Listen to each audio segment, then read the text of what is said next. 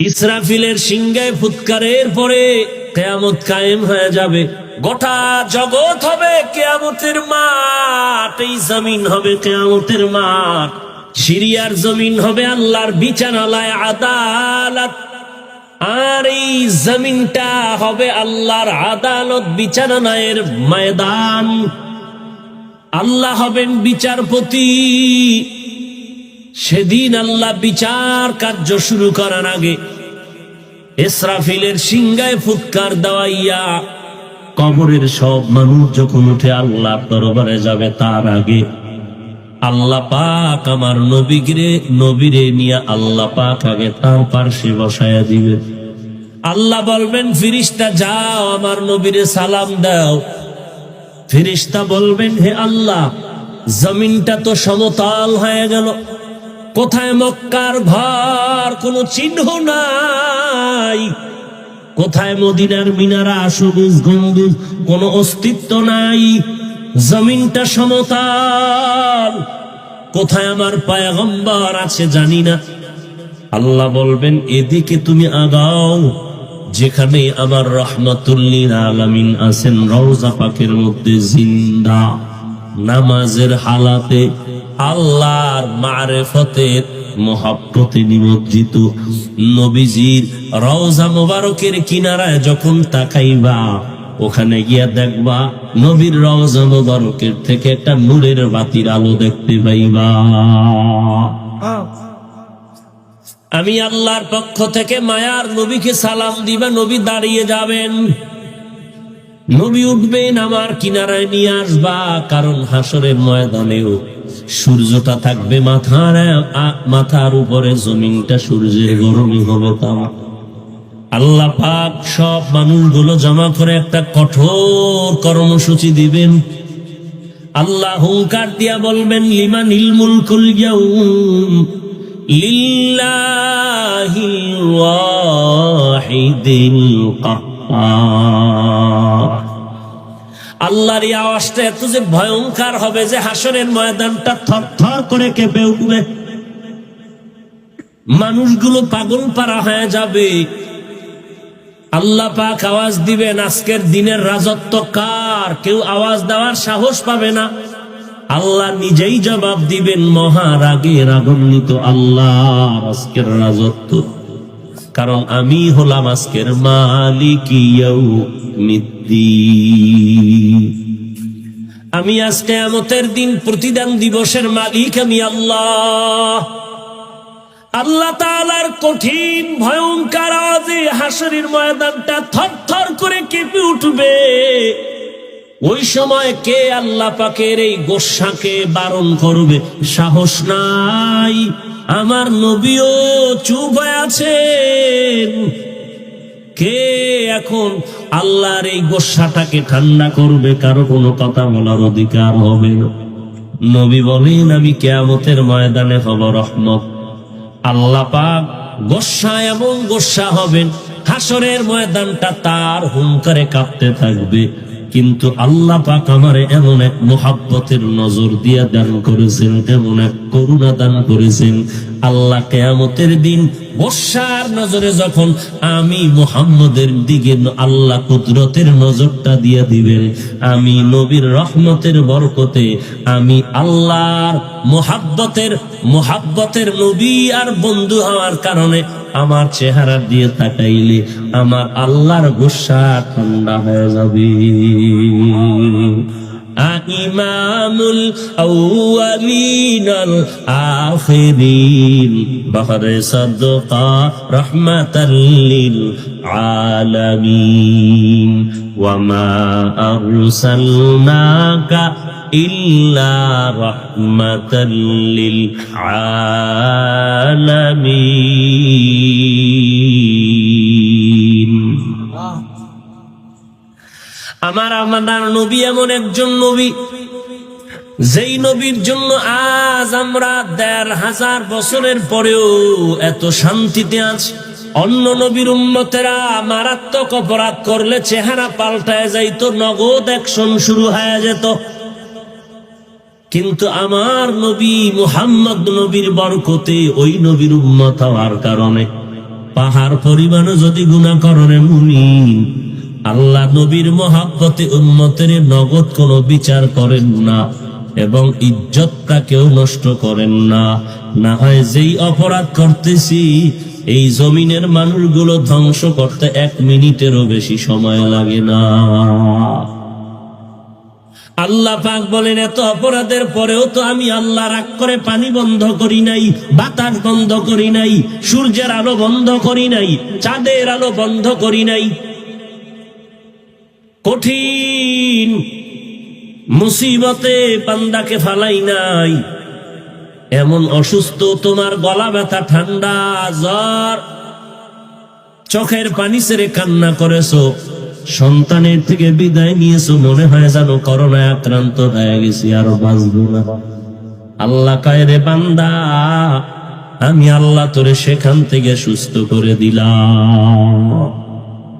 কাদের কুদরত দারি বরকামাল, আন্তা রব্বি আন্তা হাসবি জুল জালাল, তুহি কাদের জলিলুল্লাহ জাহাদা, বহর হালে তুহি মেরা নেগাহদা।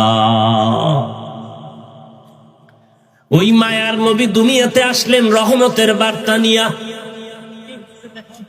ওই নবী আমার যেমন আলামিনের জন্য রহমত, ওই নবীজির চেহারা মোবারকের মধ্যেও শান্তি, দেখলে কলিজা ঠান্ডা হয়ে যায়, পেটের ক্ষুধা নিবারণ হয়ে যায়। আমার নবী কেমন রহমত, মায়ার নবীর শরীর মোবারকের ঘাম। আম্মা জান আয়েশা রাদিয়াল্লাহু আনহা বলেন, বোতলে ভরে রাখতাম, আর বড় বড় অনুষ্ঠানে নবীজির ঘাম আমরা মিশক আম্বর হিসাবে ব্যবহার করতাম। আম্মা জান আয়েশা রাদিয়াল্লাহু আনহা বলেন, ও দুনিয়ার মানুষ, তোমাদেরও একটা সূর্য আছে, আমি আয়েশারও একটা সূর্য আছে। তোমাদের সূর্যটা প্রত্যেক দিন ফজরের পর পূর্ব দিগন্ত থেকে উদিত হইয়া পশ্চিম দিগন্তে অস্ত যায়, আর আমি আয়েশার সূর্যটা এশার নামাজের পর আমার নিজের হুজরার মধ্যে উদিত হয়। আম্মা জান আয়েশা বলেন, আমি সুই সুতা নিয়ে সেলাইয়ের কাজ করতেছি, হঠাৎ আমার হাতের থেকে সুই পড়ে গেল, অন্ধকার বাতি বন্ধ হয়ে গেল, তালাশ করে পাইলাম না। মায়ার নবী যখন আসবে, নবীর চেহারার আলোতে সুইটা দেখলাম কুটির গোড়ায় পড়ে আছে। আমার নবীর চেহারা দিয়ে তাকাইলেও কলিজা ঠান্ডা হয়, কারণ নবী তো শুধু জবানের মধ্যে রহমতের আওয়াজ না, নবীর পুরা শরীর মোবারক, দেহ মোবারক রহমতের চাদর দিয়ে আবৃত হয়ে আছে। মায়ার নবী যেই রাস্তা দিয়ে চলতেছেন, নবী চলে যাওয়ার পরেও ওই রাস্তা থেকে দীর্ঘ সময় মিশকের ঘ্রাণ পাওয়া যাইত। আমার নবী যেখানে বসতেন ওখান থেকেও মিশকের ঘ্রাণ। মদিনার অদূরে উহুদ পাহাড়, যুদ্ধ শুরু হয়ে গেল, বেঈমানেরা নবীকে রক্তাক্ত করে ফেলল, আর ঘোষণা দিল মুহাম্মদ দুনিয়াতে নাই। নবীজির কলিজার মোহাব্বতের আশিকে রাসূল সাহাবায়ে কেরামরা পাগল পারা হয়ে গেলেন। হানজালার ঘটনা জানেন, নবীর আশিক খেজুরের বাগানে পানি দেয়, হঠাৎ করে কানে আওয়াজ, নবী নাই। পাত্র ফালাইয়া চোখের পানি ছেড়ে কান্না করে, ও আল্লাহ মাফ করে দাও, এই চোখ দুইটা আমি বরাদ্দ করেছি রহমতের। নবীর চেহারা মোবারক দেখে কলিজারে ঠান্ডা করব। নবী যদি না থাকে, তুমি আমার চোখের পাওয়ার নিয়ে যাও, এই চোখ দিয়ে আমি নবী ছাড়া আর কেউকে দেখতে চাই না। কারণ নবীর চেহারার মধ্যে এত বরকত যে বেঈমান দেখলেও দিলটা নরম, কালেমা পড়ে ভালায়। নবীর চেহারাও রহমতের ছাপ। ওই উহুদের ময়দানে নবী রক্তাক্ত হয়ে গেলেন, গর্তের মধ্যে পড়ে গেলেন। সাহাবায়ে কেরাম নবীকে ধরে উঠাইলেন। এরপরে উহুদ পাহাড়ের পাদদেশে একটা পাথরের উপরে নবীকে গিয়া বসালেন। নবী ওখানে সামান্য সময় আরাম করলেন। এরপরে নবীজি যুদ্ধ ঘোষণার এই হালাতে ময়দানে কান্নার আওয়াজ, যাদের লাশ পড়ে আছে তাদেরকে বিনা গোসলে কবর দেওয়ার অর্ডার করলেন। ওরে উম্মতের দল, কেন ওই নবীর চিনো না রে বাবা? সেই ১৫০০ বছর পরে আজও যদি মদিনাতে যাও আর উহুদ পাহাড়ের ওই পাথর, যেই পাথরের উপরে মায়ার নবী একটু সামান্য সময় বসে আরাম করেছিলেন, আল্লাহর কসম আজও যদি ওই পাথরের কিনারায় উহুদ পাহাড়ের পাশে গিয়া দাঁড়াও, এখনো সেই পাথর থেকে মেশকের ঘেরান পাওয়া যায়। যেই নবীকে দেখার জন্য বেঈমানেরা পাগল, যেই নবীর আদর্শ দেখে কত বেঈমানেরা কালেমা পড়ে মুসলমান হয়, কিন্তু মুসলমানের ঘরে জন্ম নিয়া ওই নবীর উম্মত হইয়া ওই নবীর আদর্শকে জবাই করো। আমার নবী যেমন রহমত, আমার নবীর কথাটাও তেমন রহমত। আমার নবী যেমন রহমত, আমার নবীর লেখাটাও রহমত। আমার নবী যেমন রহমত, আমার নবীর চাহনির মধ্যেও রহমত।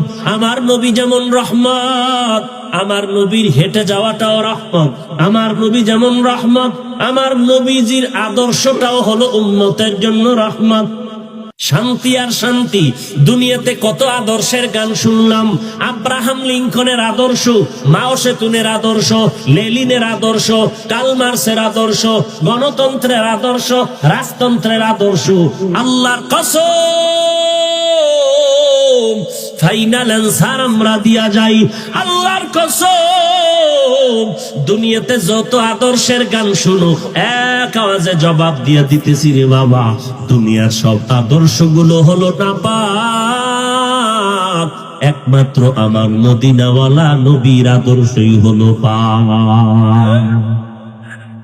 লাকাদ কানা লাকুম ফি রাসূলিল্লাহি উসওয়াতুন হাসানাহ। এরে উম্মতের দল, মুহাম্মদের মধ্যে তোমাদের জন্য রয়েছে উত্তম আদর্শ। বুঝেননি কিছু? কথা কন না গা। কেমন উত্তম আদর্শ? কয় সাধারণ একটা যুবক মানুষ রাস্তা দিয়ে হাঁটতেছে, কেউ জিগায় না, সালামও। কথা বলেন না কেন? যখনই সরকারের বাহিনীর আদর্শের কালা পোশাক লাগাইছে না, এখন যুবক আর সাধারণ আছে? কথা বলেন না কেন? এখন এই কালা পোশাক লাগায় যদি হেঁটে যা, মানুষ তাকে সম্মান করবে কি করবে না? করবে। তার বডি এ সম্মান বাড়াইছে না পোশাক? তাহলে পোশাকের মর্যাদা আছে না নাই? আছে।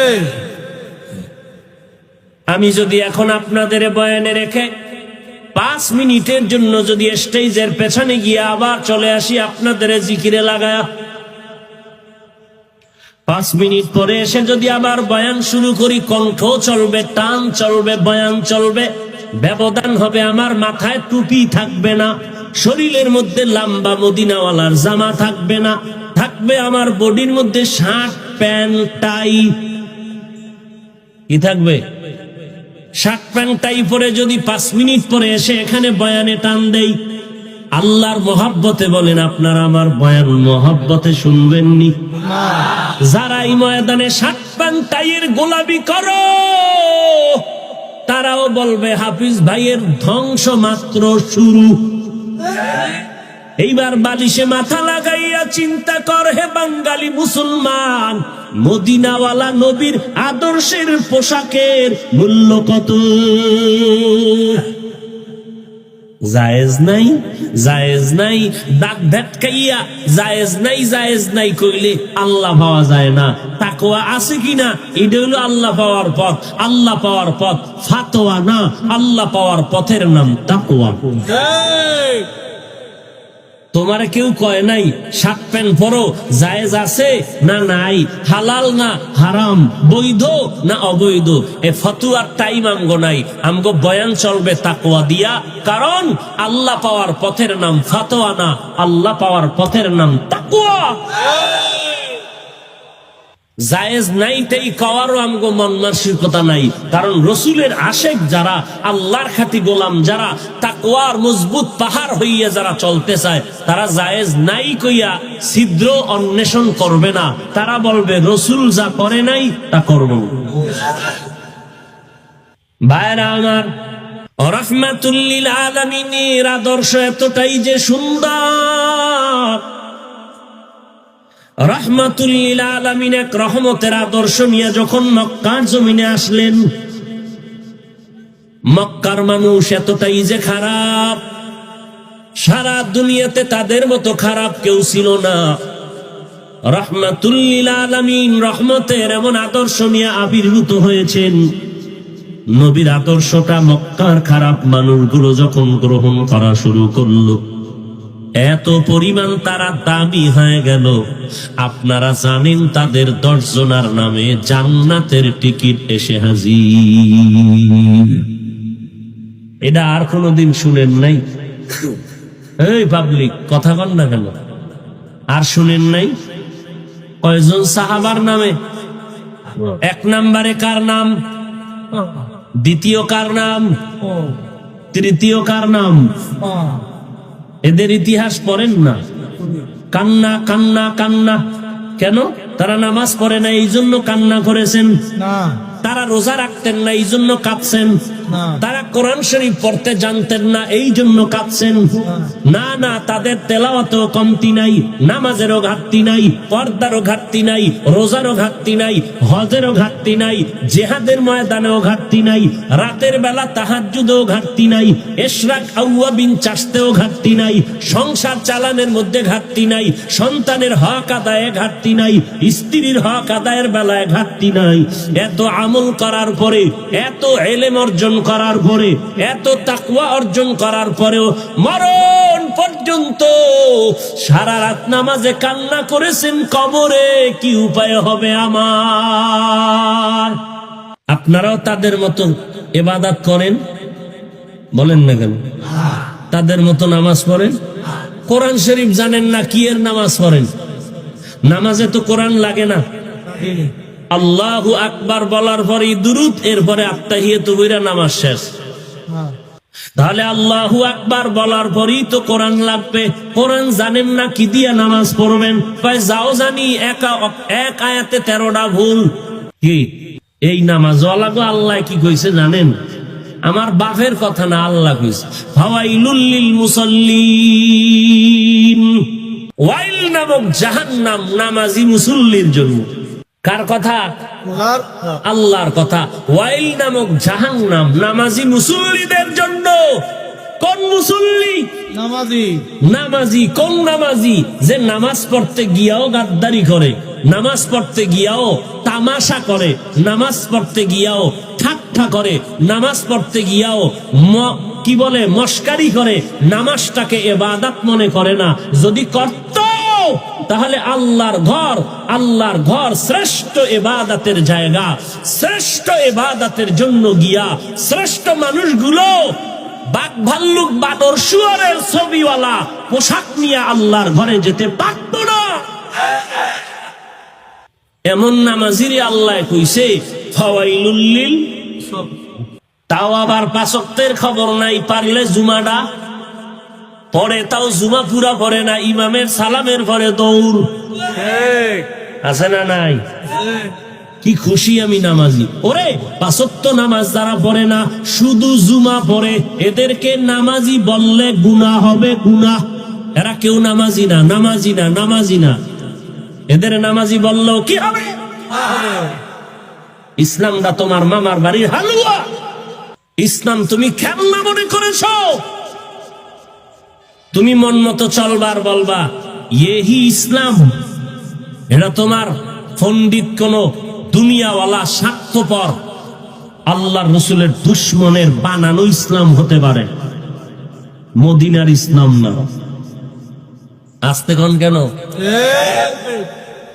কি ভিতরে খুব যন্ত্রণা শুরু হয়ে গেছে। আল্লাহ সব ভাইকে হেদায়াত দান করেন। আহা, নবীজির আদর্শ এত সুন্দর, ১৫০০ বছর পরেও আজকে সেই রসুলের আদর্শের মজলিসটা দেখেন কত সুন্দর লাগতেছে। কি কত সুন্দর সেই রসুলের কাহিনী বলতেছি, না টাকা আছে না খাওন আছে, কেউ খাইয়ে আইছে কেউ খানা খায়ও নাই, বসে আছে টেনশন নাই, বয়ান শুনতেছে, কোরআনের কথা রসুলের আদর্শের কথা, মানুষ বসে আছে, কেউ যদি পাশে একা এদিকে, এমনও আল্লাহর বান্দা আছে ওদিকে ফিরাও তাকাইবে না, মোহাব্বত এদিকে, টাকার জন্য না খানার জন্য না, রসুলের আদর্শের কথার জন্য। তাহলে ১৫০০ বছর পরে যদি নবীর আদর্শের মধ্যে এত আকর্ষণ থাকে, মানো না কেন মুসলমান? সারা দুনিয়ার বেঈমানের কাছে চ্যালেঞ্জ করবা রসুলের আদর্শ নিয়ে, তোমার আদর্শ দেখে বেঈমানেরা শিখবে। তুমি বেঈমানের পা চাটা গোলাম হইয়া মাথার চুল কেটে ইন্দুর বান্দর হয়ে আছো কেন? বুঝাইতে চাইলা মদিনার লাইনের চুল কাটা আমার কাছে পছন্দ না। নবী কয় আমার আদর্শ যারা পছন্দ করে না এরা আমার উম্মত না। মান আহাব্বা সুন্নতি ফাকাদ আহাব্বানি। নবী বলেন যারা আমার সুন্নতকে মহাব্বত করবে তারা আমি রাসূলকেই মহাব্বত করব। ওয়া মান আহাব্বানি কানা মাই ফিল জান্নাহ। আর যারা আমাকেই মহাব্বত করলো তারা আমার সাথেই জান্নাতে যাবে। যাবেন নবীর সাথে। চেহারাও তো কইতেস যেই সুন্দর বিড়ি টানেন। আজকে আসছেন এখানে বয়ানে, জহুর ভরেন নাই, ফজর ভরেন নাই, আসর ভরবেন কিনা আল্লাহ জানে। মোনাজাতের পরে চিল্লাইয়াও যদি কয় যে এই আসরের নামাজটা পড়ে যাও, এরপরে তোমাদেরকে মিষ্টি খাওয়াবো, কেউ থাকবে না, হেঁটে হেঁটে চলে যাবে সব। কারো মন চাইলে কোথাও পড়লো, কারো মন চাইলো না আড্ডায় চলে গেল। অথচ 5 ওয়াক্ত নামাজ উম্মতের জন্য পড়া সুন্নাত না ফরজ? বছরে কয়বার? জি ভাই, প্রতিদিন 5 বার নামাজ পড়বেন, এটা সুন্নাত না ফরজ? মাঝে মাঝে 2-1 ওয়াক্ত নামাজ না পড়লে কোনো অসুবিধা হবে? আল্লাহ কিন্তু ফেরেশতারে কয় এই লেখা রাখ। ওরা নিজেরাই বলতেছে 5 ওয়াক্ত নামাজের 2-1 ওয়াক্ত ছেড়ে দিলে সমস্যা হবে। ওরা যেহেতু হবে কয় তাহলে জুতা রেডি রাখ। হবে কইয়া যদি না পড়ে তো ফিডা কেমন? বলতেছে সমস্যা হবে নামাজ ছাড়লে, এরপর যদি না পড়ে কেমন ফিডা? দুনিয়াতেও ফিডা টের পাইব না, কবরেরটা টের পাইব। দুনিয়াটা টের পাইব না কেমনে? খাইব জনমের মতো গলা পর্যন্ত, কিন্তু 3 দিন পরে পেটের বিষে ইউনাইটেডও কাম হইবে না। এলো দুনিয়ার ফিডা। আল্লাহ বলেন আমি দুনিয়ায় ফিডা দেই, হয়তো বান্দা অন্যায় করেছে ওরে ধরি নাই, ওর পাশের টারে ধরছি, কারণ কান ধরে টান দিলে মাথা আসবে। গুনাহ করেছো বাবা, মুসিবত এসেছে সন্তানের উপর, বাবায় কান্দে আল্লাহ ওই গজম আমারে দিলে এত কষ্ট পাইতাম না, আমার সন্তানের না দিয়া, আমার সন্তানের দিয়া যেই কষ্ট পাই এটা আমারে দিলে এত কষ্ট পাইতাম না। আল্লাহ এটা দুনিয়ার মাইক, অন্যায় করছো তুই, কষ্ট পায় সন্তান। সুদ খাইছো তুই, কষ্ট পায় সন্তান। আল্লাহর সাথে নাফরমানি করেছো রে বান্দা, অতএব তওবা করো। এই মহামারী তোমাদের জন্য তওবার আহ্বান। কত ডান বাম কত মানুষ চলে গেল, কত আল্লাহর বান্দারা চলে গেল। বাবায় মারা গেছে, রাতের বেলা সন্তানেরা বাবার নাস্তা রাস্তার পাশে ফালাইয়া ঘরে দৌড়, কেউ টেরই পায় নাই। পরের দিন পুলিশের খবর দিছে, পুলিশ বাহিনী দেখে পচা গন্ধ ছুটছে। ছেলেরা যায় না কেন? বলে করোনায় আক্রান্ত হওয়ার ভয়। কিসের পাগল হয়েছ? কই ছেলে কই মেয়ে কই গাড়ি বাড়ির মোহাব্বত। করোনা আক্রান্ত হয়েছে, মা সন্তান কাছে যায় না, সন্তান অসুস্থ মা বাবা কাছে যায় না, এই তো দুনিয়া, এই তো দুনিয়া। আল্লাহ বলেন তোমার জমিনের মধ্যে যেমন কেউ আপন নাই, এই জমিনে আপন আমি আল্লাহ আর আমার পয়গম্বর।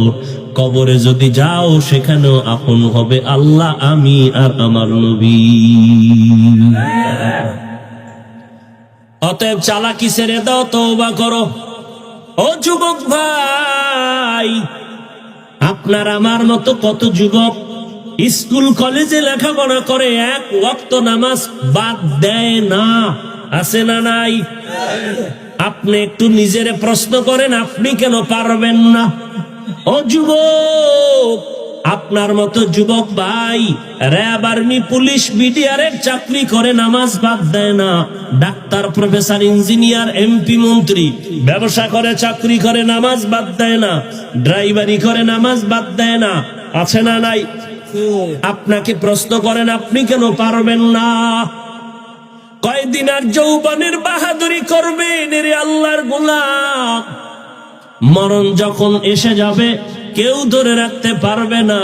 ওই কবরে যাওয়ার পরে কোনো ভেদাভেদ নাই, কে পীর, কে মুরিদ, কে শিক্ষিত, কে অশিক্ষিত, কে ধনী, কে গরিব, কোনো ভেদাভেদ থাকবে না।